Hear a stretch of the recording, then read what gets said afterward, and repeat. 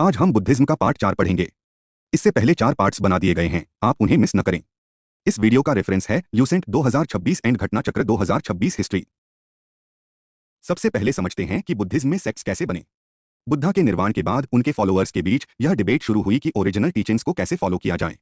इसी मतभेद से दो मुख्य ग्रुप्स बने। पहला ग्रुप स्थाविरा या थेरावाड़ा। यह वे लोग थे जो ट्रेडिशनल टीचिंग्स से बिल्कुल नहीं हटना चाहते थे। उनका मानना था कि जो बुद्धा ने कहा उसमें कोई चेंज नहीं होना चाहिए।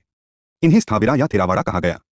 इनके लीडर थे महाकचायना, जिन्हें महाकत्याना भी कहा जाता है। दूसरा ग्रुप महासंघिका। यह वे लोग थे जिन्होंने चेंजेस और लिबरल इंटरप्रिटेशंस को एक्सेप्ट किया। उनका मानना था कि समय के साथ टीचिंग्स को फ्लेक्सिबल तरीके से समझना चाहिए। इनके लीडर थे महाकाश्यपा, जिन्हें महाकाश्यपा भी कहा जाता है। अब एक इंपॉर्टेंट पॉइंट, महासंगास का डोमिनेंस फोर्थ बुद्धिस्ट काउंसिल में था। Fourth Buddhist council emperor Kanishka के रेन में हुआ था।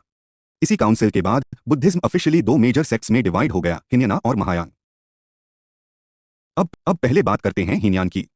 इसका मतलब होता है द लेजर व्हीकल। हीनयान के फॉलोअर्स बुद्धा की ओरिजिनल टीचिंग्स में बिलीव करते थे। मतलब बुद्धा ने जो कहा उसे बिना किसी एडिशन या चेंज के फॉलो करना चाहिए। इनका मुख्य गोल था इंडिविजुअल सल्वेशन, यानी अपनी खुद की मोक्षा प्राप्त करना। इसके लिए सेल्फ डिसिप्लिन और मेडिटेशन को सबसे ज्यादा महत्व दिया जाता था। आइडल वर्शिप की बात करें तो हीनयान फॉलोअर्स बुद्धा को एक महान इंसान और शिक्षक मानते थे, भगवान नहीं। इसलिए वे मूर्ति पूजा में बिलीव नहीं करते थे। इनकी प्रेफर्ड लैंग्वेज पाली थी, इसलिए इनके रिलीजियस टेक्स्ट्स भी पाली में लिखे गए। हीनयान को सदर्न बुद्धिस्ट रिलीजन भी कहा जाता है। यह साउथ इंडिया, श्रीलंका, बर्मा यानी म्यांमार, सियाम यानी थाईलैंड, जावा और अन्य दक्षिणी क्षेत्रों में प्रचलित था। हीनयान के दो मुख्य सबसेक्ट्स थे, वैभासिका और सौतांत्रिका। अब आते हैं महायान पर। इसका मतलब है the greater vehicle.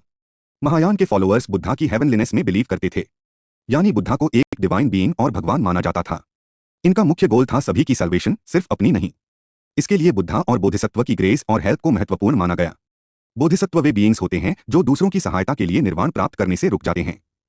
Idol worship Mahayana की एक महत्वपूर्ण विशेषता थी। बुद्धा की मूर्तियां बनाई गईं और उनकी पूजा की जाने लगी। इनकी प्रेफर्ड लैंग्वेज संस्कृत थी, इसलिए महायान टेक्स्ट संस्कृत में लिखे गए। महायान को नॉर्दर्न बुद्धिस्ट रिलीजन भी कहा जाता है।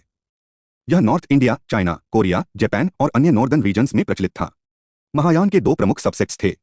माध्यमिका या शून्यवादा, इनके फाउंडर नागार्जुन थे और डॉक्ट्रिन थी सब कुछ शून्य यानी एम्प्टीनेस है। योगाचर या विजयनवाड़ा, इनके फाउंडर मैत्रेयानाथ, इनके प्रमुख डिसाइपल असंगा, इनका फोकस था माइंड और कॉन्शियसनेस।